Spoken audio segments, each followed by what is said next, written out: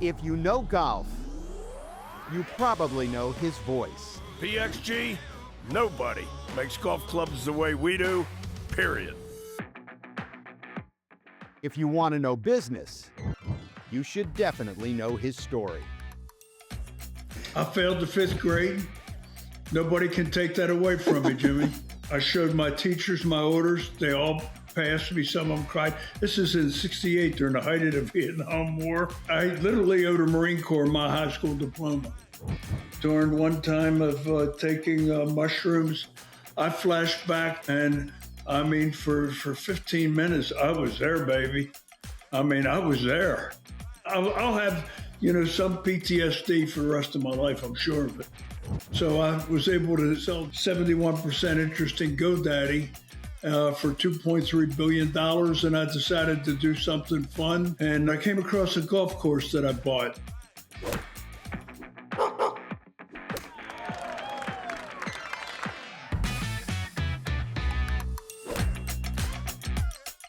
The golf equipment industry, the so-called OEMs, the original equipment manufacturers, for a number of reasons, it's been a pretty closed shop over the years, but about a dozen years ago, PXG busted down the doors like Marines charging out of a foxhole.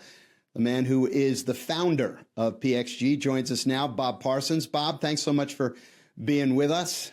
Oh, I'm glad to be here, Jimmy. Yeah. It's thrilling for me. Easy now. Listen, you had so much success in other businesses, and golf's a tough nut to crack.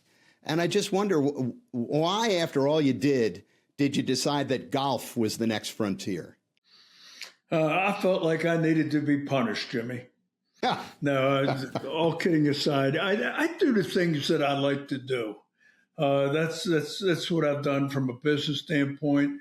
From early on, I like to program computers, so I wrote software and sold software, and that dovetailed into GoDaddy, and then when I sold GoDaddy, and keep in mind, I come from East Baltimore. I grew up with nothing, so I was able to sell 71% interest in GoDaddy for $2.3 billion, and I decided to do something fun. So I was going to buy a NFL franchise. Never really got down to close to any deal on that, but I came across a golf course that I bought, and after I bought this golf course, I bought it for $500,000. I put $300 million in it, and wow. That's Scottsdale National. Yeah, it is. How does a guy who goes to Patterson High School, right? That's correct, yeah. So how does a guy, and if I've said this a number of times, but if I got my research right, you weren't an extraordinary high school student, right? I wasn't an extraordinary student in anything. I failed the 5th grade.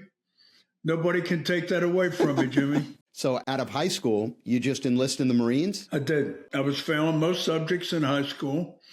I had two friends ask me what I was going to do after high school, and I said, I don't know.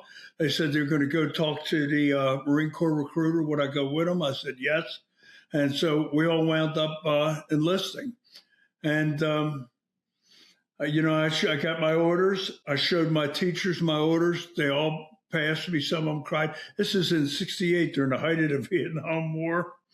And, I literally owed the Marine Corps my high school diploma. Did you know what you were getting into? I had no idea. No idea. All I know is we were like, young guys are like bugs to a bug light. When it comes to that sort of thing, we were hoping that the war wasn't over until we got there. Boy, did we get our wish. It just seems to be such a disconnect to me, to a guy who struggled so much in the classroom. You end up becoming, a genius when it comes to computer coding, which would seem to be just such a kind of academic pursuit. How did that all happen? Well, I served with a rifle company in Vietnam. I got wounded over there and so forth. But the guy that came out of there was totally different than the guy that went in there. They turned me around totally. They taught me the importance of responsibility, that is sacred, that, you just got something to do. You got to do it. The importance of discipline. They taught me that, I could accomplish far more than I ever dreamed that I could. And they told me that they taught me that I had a right to be proud. So when I first come out of the Marine Corps, I worked at a steel mill as a laborer. Eventually I went to college, went to the University of Baltimore, and I majored in accounting. And I graduated magna cum laude. See, I always could do it. I just never had the impetus to do it. As far as computers are concerned, I taught myself how to program a computer. It wasn't in school. I got no formal education in software. I bought a book on programming in the basic computer language at the Stanford bookstore. And the reason I bought it, I was there killing time waiting for a flight, because I was working for a company that sent me out in that area on an accounting job. I read the book, had a 12-hour layover, wrote my first program on the flight back. One of the things that I've always been fascinated by is the fact that one of the biggest growth markets in the game of golf is Vietnam. So many resorts, course development. Have you been back? And if so, how do you, well, first of all, let's start there. Have you been back? I have been back one time. I was the keynote at the Pacific Rim golf, whatever it was. It was a big get together symposium. And so I was their keynote speaker, and I told them, I said, I'll do it on two things. Number one is I don't want to hear nothing about the war, and number two, I'm going to be right. I'm going to leave right after I do it. And they said, fine. But it turns out my wife and I went, and I absolutely loved it. My God, I loved it. And, I told him, I loved it so much that I told my wife, if I ever get cut from the team, I'm going to go back there and live. Cut from the team. I think your position's pretty secure. I'm just a wild guess here, but Jimmy, the moment you think that, there's a white tag in your locker. Okay, that's something good to keep in mind. But so you had no trepidation about going back there, because I know you've been very, very frank about, the PTSD that happened as a result of your service over there, and you were wounded and decorated. I know I come from a family where my dad served and was wounded, and it affected him his entire life. Did you not feel the same way? Have those kind of ghosts haunting you? Yeah, I did. And, and I still do, but I did a lot more than I do now. Maybe that was part of the reason why I was so successful. Everybody that has PTSD, especially from, a big episode like policemen or like guys in the military that are in combat, or even those that are not, they treat it in some way. Some use alcohol, some use drugs, some self-isolation, some, on and on. I treated mine by burying myself in my work. And that cost me 2 marriages, both to wonderful women. They both gave me my walking papers after they dealt with it as much as they could. And basically mine was, I had a flash temper and I wasn't around. I was always working. And so that's what happened to me. Now, my current wife, I read this book called How to Change Your Mind by Michael Pollan, which is a treatise on psychedelics. And I told her, I said, I'd like to try this, see if it works. She had me hooked up in 2 weeks. And I met with these people, the two guides that do it, under the radar.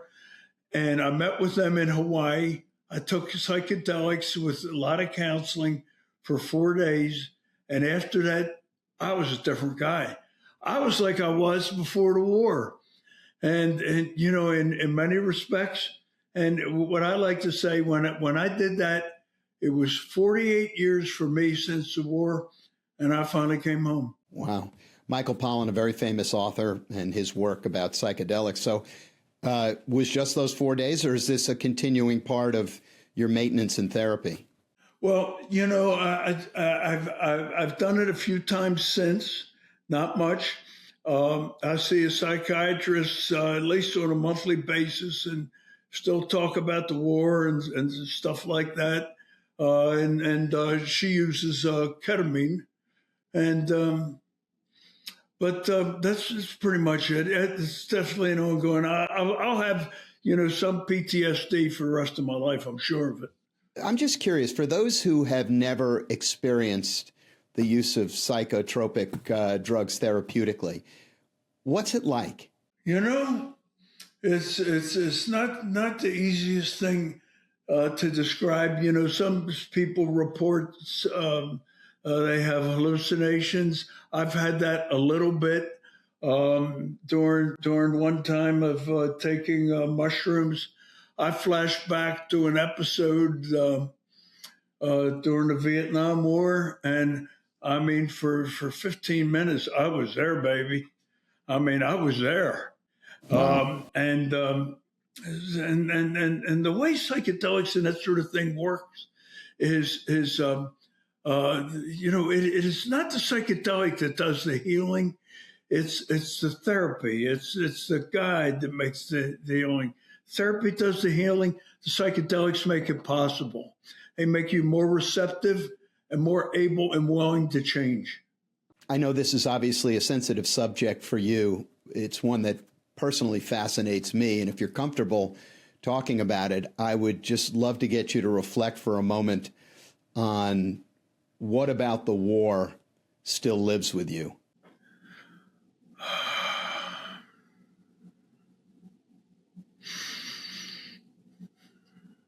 I don't want to talk about it. Okay, I understand. That's fair enough. I'm sorry. I didn't No, it's okay. need to go over the line. The combat's one thing. There's a lot of other things, like for example, serving and getting caught on wire. Fatigues were all ripped up and shredded. So the company gunny sent me back to the rear area to go to the wherever they issued fatigues, and they would give me a new uniform to wear. The guys that were in the warehouse that were issuing the uniform, they said, we're sorry, we can't help you, this, that, the other thing. So I started walking back, and I walked past this point where there was these Quonset huts. So I went in, and it was theirs or somebody like them, their Quonset hut. So I looked in a locker. It was a uniform, all stretched clean and so forth. I tried it on, it fit me. I took mine off and hung it up on the hanger, put it back in its place. The government would give us cigarettes. Everybody smoked over there. These guys had stacks and stacks of all the good smokes. I jammed my pockets full of them as much as I could. And then I found a rubber lady. And a rubber lady in the military is an air mattress that you blow up. So I took that and took all the air out of it, rolled it up, put it under my arm, and went back out, jumped on a truck, went right back out to Hill 190 where we were operating from. And these guys are going, where'd you get the cigarettes? I said, don't worry, I got them here. Take a pack or two. And I got an air mattress. And, I still remember when I got wounded and I was being carried away. Guys are going, who gets your rubber lady? I said, and I shouldn't have done it to them. I said, you guys decide. So where were you wounded? Physically? Yes. I hit we were walking to a village at night, moving from one ambush site to the next, and I tripped the tripwire. And that was at a hand grenade on the end of it. There's something similar to a hand grenade. That thing went off. I caught shrapnel on both legs and my left arm.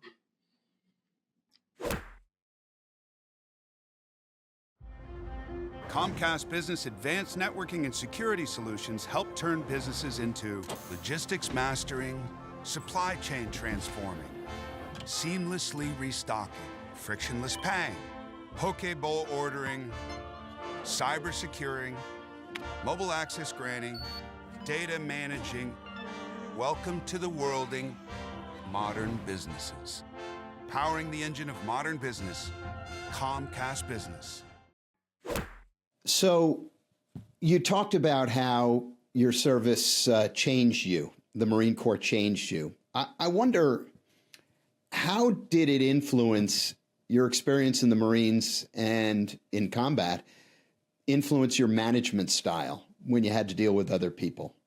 Well, I had no trouble saying no. I can tell you that. And, I was very to the point.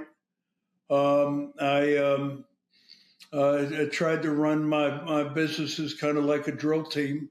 Within reason and in a kind way. Marine Corps taught me things like, pretty clean is dirty. Right? So you don't do it halfway, and that one sentence describes it all. Pretty clean is dirty. Yeah. I get it. I wonder if you could talk to my kids about that. So let's talk a little bit about GoDaddy, which is obviously a business highlight of your life. Did you just kind of hit the speed slot with that timing wise in terms of domain registration? This was the late 90s, right? Yes, it was. Yes, I was incredibly lucky. I started it in 97, and at the time I still had I sold Parsons Technology was my first business. I started that. I had a total of 40,000 invested in it. I sold it for 64 million, and I started a company that basically, we were a search fund. We tried a lot of different things. We initially named the company after a dirt road, Joe Max Technologies, and it didn't matter because we didn't know what we did. I just knew the internet was going to be the thing. That was your sense that the internet was going to be kind of like the gold mine. It was going to be the next thing, right? Yeah, that's what I thought. Yeah, and I was right. It took a lot longer than I thought it would, but it was there. And so what I would do, I did things kind of my East Baltimore way. I said, I started with 36 million, and I said, I won't worry about this company till we get down to 30 million. And then down from there. And what we did was we tried a number of things. Nothing worked except building websites for other companies. But the problem with building the websites yourself didn't scale. Took a lot more effort than we'd make. And, it's just, I'd have to hire 1 million people, to survive, doing that. So we decided to write software where people could do their own website, and we sell it cheap, and that's what we did.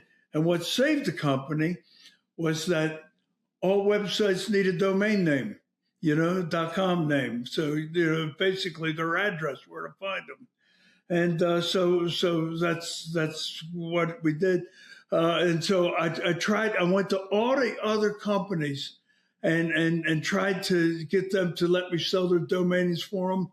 Nobody would. And so we became a domain registrar ourselves, cost $1 million, and took us a year, and we became a registrar, sold our first domain name. What was the first domain name you sold? Do you remember? Yeah, it was ghettojustice.com. Ghettojustice.com. Yeah, and why they wanted that, I don't know. Actually, that's the second. I'm not going to tell you the first. Okay. But anyhow, that's what we did. And there was so much noise from the .com boom. I couldn't get anybody to sell us advertising at a price that made sense. So I, said, okay, when the company hits 25 million, I'm going to really worry about hit 25, 20, 18, 16, 14, 12, 10. And then I got down to $6 million, and I decided to shut the company down. That was, I think that was in 2000. And went to Hawaii. I decided to close the company while I still had some money. And the epiphany for me was this guy was throwing his keys up in the air, happy as a lark. Mr. Parsons, here's your keys, and let me know when you need your car, da-da-da-da-da. And I thought, hey, man, this guy probably has nothing. Look how happy he is. I got $6 million and I'm miserable. So I decided then and there that I'd go back and I wouldn't shut the company down. The company went broke. I go broke with it. And so, I'd like to tell you I did something different, didn't do a thing different. And then what happened a couple months later, the dot-com crash happened. And when the dot-com crash happened, GoDaddy was born, baby. The company was born. We had people that we did business with disappear every week. People we competed with that just shrunk. And our advertising, whereas people wouldn't pay attention to it before, they paid attention to it then. I had the lowest prices on domain names. I had great service. I had, anything you could want. I believe we were the best. And so we took off. And that October, we turned a corner, became profitable for the first time. And Chinese have an old saying. It says, all right, success is often found just when you're ready to quit. And that's so true. That was so true with us. So just so I understand, so then what you're saying is that initially with that company, you didn't go in with the primary intent of selling domain names. That was just kind of like a byproduct of what you were doing or something you just discovered along the way? Yeah, exactly. Yeah, I was lucky. I know that. But, wow. I'm not that smart. Well, I don't know about that. You seem to have taken a number of businesses and been very, very successful them. What do you think you do differently at PXG? Well, number one, I absolutely love the business. And there's things I do in that business that nobody else will do because it costs money. Well, like, for example, in our head covers, everybody loses them. So we put a magnet in there so it'll just stick to the cart when you take it off, right? Well, we never get paid for that, but we do it. And we do it because it's the right thing to do. Our golf bag has got about 30 features you won't find in any other golf bag, right? Now, do we advertise it? A little bit, but most of the time, people word of mouth will kind of do the trick. Most people, when they're in business, the mistake that they make is they let the accountants make their business decisions, and the decisions you need to make to be successful in business, right, are just not apparent. And so that's what we do. So if you go, this is what I always say. If you go into business and your thoughts are going into business or you're going to make money, you're dead in the water, right? I did all that stuff because I loved it. And my father, God bless his soul, but there were some things he was smart as could be. He always told me, he said, Robert, when you love something, it tells you all its secrets. So you start this company a dozen years ago, and, there are a number of, as I mentioned before, OEMs. They're the big dogs in the industry. And it's not an easy nut to crack, I suppose. How were you able to get clubs into people's hands if you didn't have the relationships and the channels of distribution that existed in some of these other places? Well, I knew right out of the gate that if I was going to be successful in the golf industry, that I could not compete with the TaylorMades, Callaways, Pings, Titleist, and you do the same model. All of them have the same model. They sell through big box and that sort of thing.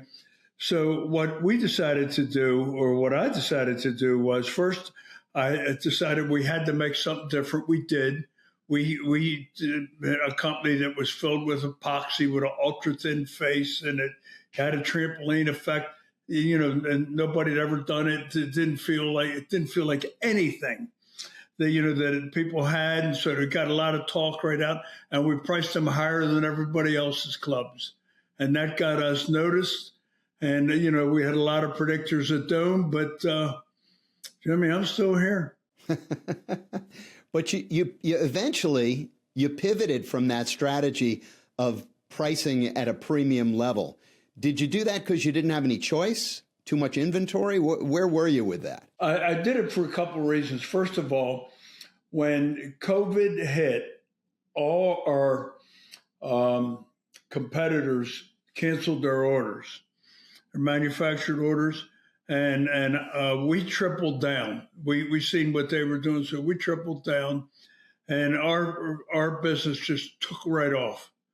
So basically, what we did is for our R&D costs and other overhead costs, we were able to spread them over a much larger base. So we took and did that, and we cut our prices. And it was successful? Real successful. And if COVID would have lasted until today, we'd be killing it. But what happened when COVID went away, so did all that golf business. So people, no longer had a reason where, golf course was one of the few things to do to get outside of the house and so forth. We had a couple tough years after that. So we're back to pricing model. We're not sky high, but we're the highest of all our competitors. All right, time now for Powering the Women's Game, presented by Chevron. And as the LPGA season is now fully underway, a look at the changing media landscape.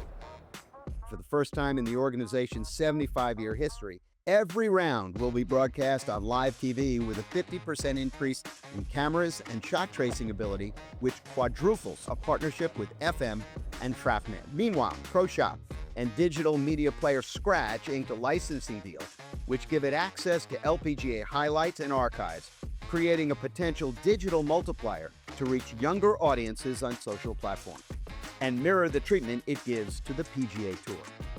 That's Powering the Women's Game, presented by Chevron. Let's talk about the start of PXG. So 12 years ago, you're all in, and you want to develop something different. How much money did you have to initially invest to get this thing off the ground? To get it off the ground, I'll tell you what, it's hard for me to remember, but I think I probably got about maybe, $80, $100 million in it.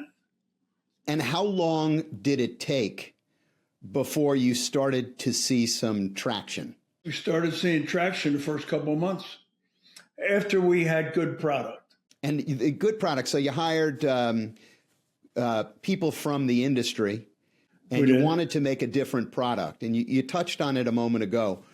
What was the essence of how your product was going to be different? What was lacking in the products that you saw out there that you wanted to make? Well, what typically was done is before we entered the industry, the quality of golf equipment, wasn't the best. They had equipment that, they would release every year, and it would just change, like, the looks of it, the color, the paint, that sort of thing. Or sometimes it was actually inferior to what they released, the prior years.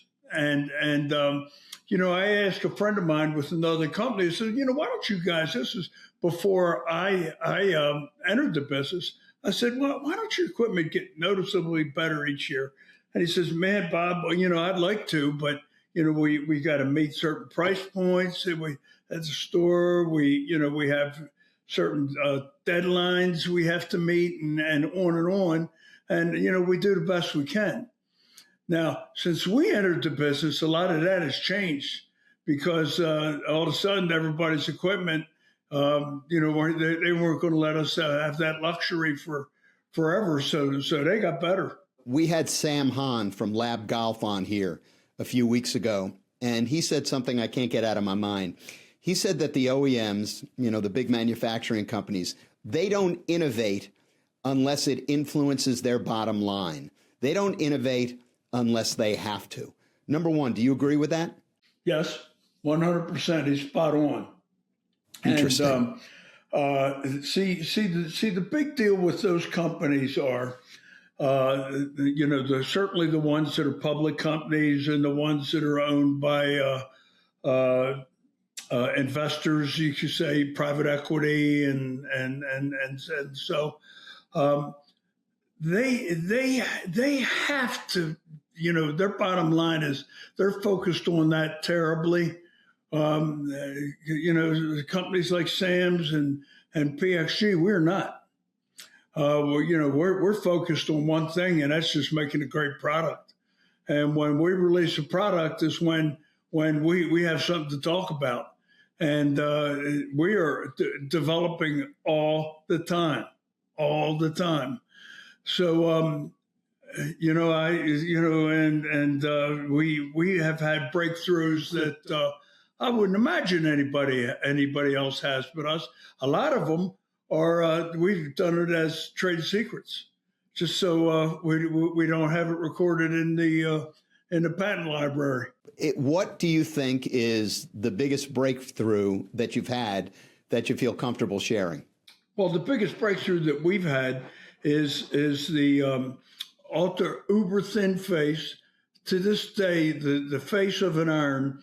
Nobody has a face that's as thin as ours. The way we make that work is we spend a lot of time at developing a very special elastomer, and our elastomer gets better every cycle.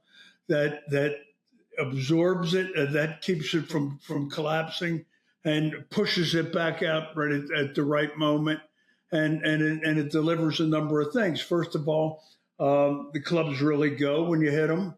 They're very accurate, and they feel like warm butter on hot cornbread, Jimmy.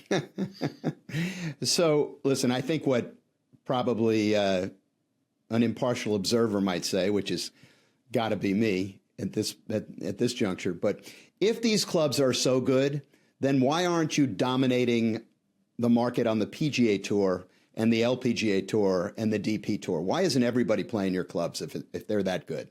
Well, we've got a lot of people. We've got 32 people, and those people, a big chunk of what they make is what they get paid to play on manufacturers' equipment. And most of the manufacturers, and I'm talking TaylorMade, Bing, Titleist, Callaway, their budgets for what they spend for these guys to play their sticks compared to ours is ginormous. So that's one reason, and that's the biggest reason. Yeah. So just so I'm clear, I want to make sure I understand this. What you're saying is that some of these other big companies, they have chosen to dedicate more money to pay players to play their clubs. Is that correct? Correct. And your model is a little bit different. My model's totally different. Like, until the past year or two, what we would do, we would only sign guys that came out of Corn Ferry, or came out of college and went into Corn Ferry, and hope to catch lightning in a bottle. And because of that, we've had 32 wins on tour, so it's not like we have one on tour. You mentioned before that GoDaddy didn't set out to make a company that was a domain registrant. You kind of found that. Yeah. But the marketing is what did it for you. Is there anything that you learned in the marketing of GoDaddy that you've been able to apply to either PXG or your motorcycle business or your advertising business, your media business, whatever else you're in? I was always criticized because I used, Danica Patrick was she was one of our celebrities that we used in our commercials, and others, but I used, a lot of women, and there was slight sexual overtones. I mean, I didn't do anything way overboard, but I did things, I used to say slightly inappropriate. And the thing that I'll tell you is that is a male-dominated market. And, as much as, you have a lot of people say, well, you shouldn't do this and you shouldn't do that. You know what? Not too many men that are influenced by a good-looking woman. What's the biggest mistake that you've ever made? Oh, I made all kinds. Jeez. I sold options at the wrong time. Has lost $200 million. 200 million? Yeah, 200 million, but it's only money. And it's like paying tuition, Jimmy. So it's just making mistakes. You show me a successful businessman or woman, and I'll show you somebody that's been on her ass at least a couple times. I read that you once said that you have no regrets. Doesn't everybody have regrets? I do. I have one regret. What's that? My one regret is that when my kids in their formative years, I didn't spend much time with them. And if I had to do it over, that would be the one thing I'd do over. Now, the one thing I'll say, which is kind of like the consolation prize, and it's a big one, I got a great relationship with them all now. I love each one of them as much as anybody can love anybody. Tell me about your philanthropy, because I'm sorry I didn't touch on that. I know it's something that you're very involved with. We signed the Giving Pledge that Warren Buffett, Bill Gates came up with, where we pledged that after, it's a good way to give away money after you're dead. Where you get, at least half of our money will go to charity. I give the Marine Corps over $10 million a year, and it goes to all the Semper Fi Fund, which helps military and all branches. And I figured I owe it to them. We just recently crossed over $100 million with those guys. But, of everything I do, that's the thing I enjoy the most. What would you say to somebody who doesn't agree with you or looks at the Giving Pledge as something they don't understand? Well, all I would say is, in this country, you don't have to agree, right? And, just like I don't have to agree with them. And, it is what it is. Everything I made, I paid over $1 billion in taxes, right? Now I can tell you that bought a lot of roads, it bought a lot of groceries for you people. Okay with that? Absolutely, yeah. I mean, I was thrilled that I was able to. Right. So there you go. So, but anyhow, I want to talk about the book, Jimmy. Okay, please. Yeah, absolutely. It's called Fire in the Hole. Fire in the Hole, and this tells you how I went from absolutely less than nothing to being a multi-billionaire. The book is a New York Times bestseller. It's a bestseller just about everywhere. It's about ready to sell 100,000 copies. And it says it's the untold story of my traumatic life and explosive success. And I'm going to say, Taysom, it is absolutely hilarious. I noticed that you have 16 rules for success that you believe in. I won't ask you to run through them, but tell me what you think the most important rule is for success. There's always a reason to smile, Jimmy. Find it.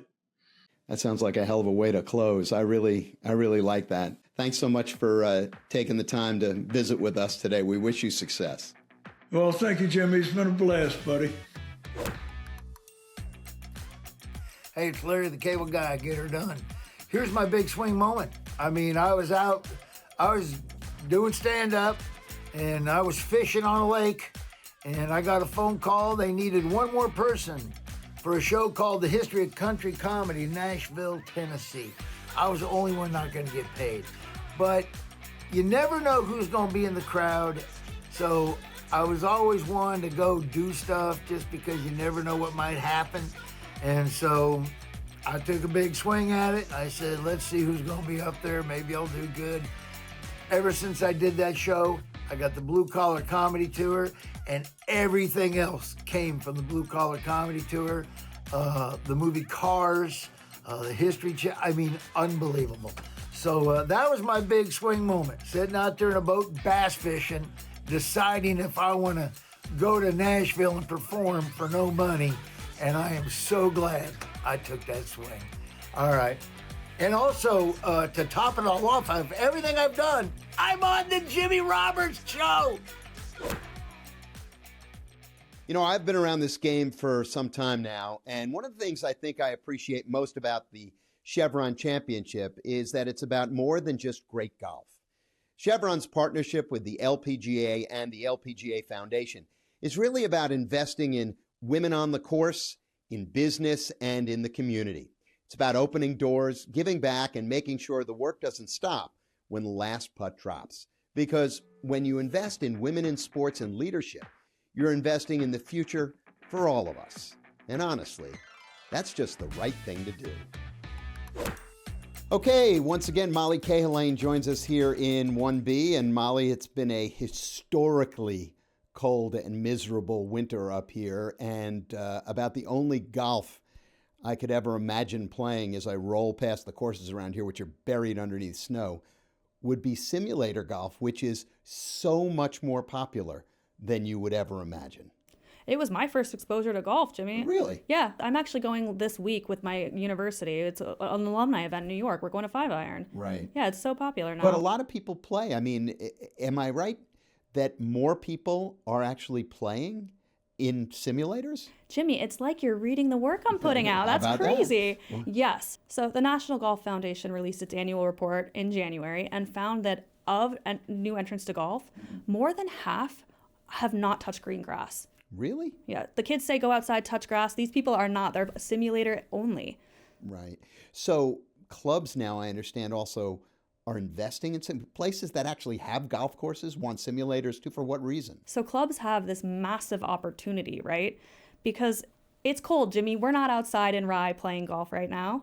So if they invest in simulators in the clubs, that can capture the golfer that might head towards a 5-iron, towards a Topgolf, towards a X-Drive in the winter months. Okay, so we are, as we record this, 56 days away from the start of the Masters. Who's counting? 56 days away from a tradition unlike any other. But one of the pieces of news that's filtered out of Augusta National is a project that they've been working on for a couple of years now, since its announcement. And it doesn't involve anything actually on the grounds at Augusta National. It's something in the community that is going to be enormous. So the Patch, Jimmy, the beloved municipal golf course in Augusta, has an opening date. It's been closed for 16 months. It's a $100 million renovation project. The Patch is reopening August 15th, 3 days after the Masters ends.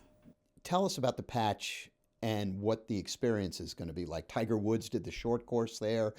Bo Welling and Tom Fazio renovated this course, which has been around since the 1920s, but it really has gotten no love through the years. And Augusta's put in a bunch of money to try and make it a real community resource. Augusta National put in a ton of money. The city put in money. Augusta Technical College put in money. It's really a love letter to the community. Mm-hmm.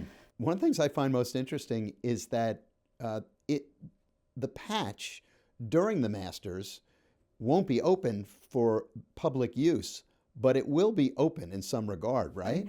It will be. We don't have full details yet. Those will trickle out as the Masters approaches, but it's going to be open for VIP and luxury experiences, which will essentially pay for the other 51 weeks of the Patch. All right, Molly, thanks very much. Can't wait to see what the Patch turns out to be like. It's a great idea, great community resource. And a reminder, if you want to see what we are up to here at the Big Swing, go to our website. That's bigswingmedia.news. We've got a newsletter coming your way. That's this spring at bigswingmedia.news. One last thing. A lot of discussion lately about an issue which seems to arrive like clockwork every year. Should the Players be a major? There are all sorts of takes flying around. Enough outrage to make you think someone had suggested Santa Claus might be in the Epstein files. All of it is far from new. Years ago, Jeff Sluman, who almost won the Players, said that when you go to Denny's and order the Grand Slam breakfast, they don't give you 5 things. They give you 4. Now, I don't think Sluman was saying that a diner's menu should be the North Star for determining golf policy. I think what he was basically saying was, it is what it is. He's right. And it's not going to change. Not because the Players isn't worthy. Personally, I think it should be a major. The quality of the field, the history, the course. I've been saying this for 30 years. But at the heart of this ridiculous waste of time is the most important fact of all. The Players will never be a major because there's simply no mechanism to make it happen. There's no tribunal, no committee, no anything empowered to deem something a major. There never has been. Before 1960, there was no such thing as a Grand Slam in men's professional golf. Arnold Palmer and his sports writer friend Bob Drum, I'm guessing with a few cocktails in their hands, cooked up the idea on a flight to Scotland that year. And in the words of Yul Brynner from the play The King and I, so it is written, so it shall be done. Basically, game, set, match. Should the Players be a major? I don't know. Should The Godfather be declared the best movie of all time? Pizza the single greatest food? When I was a kid, someone would lob out an insult, and the response before it came to blows was invariably, "Oh yeah? Says who?" And that is exactly where we are entirely when it comes to this silly debate about whether the Players should be a major. Everyone is entitled to their opinion, but at the end of the day, that's all it's ever going to be, an opinion. So go ahead, have at it, because if you think everyone in the world of golf is going to get together and agree on something, you really haven't been paying attention. That's it for this time around. A reminder that we're here every Tuesday morning on Golf Channel and on Wednesdays on YouTube or wherever it is that you enjoy your podcasts. Until next time, I'm Jimmy Roberts, and thanks so much for joining us on The Big Swing. The Big Swing with Jimmy Roberts is a production of Big Swing Media. Fred Buescher, CEO, and Jimmy Roberts, COO.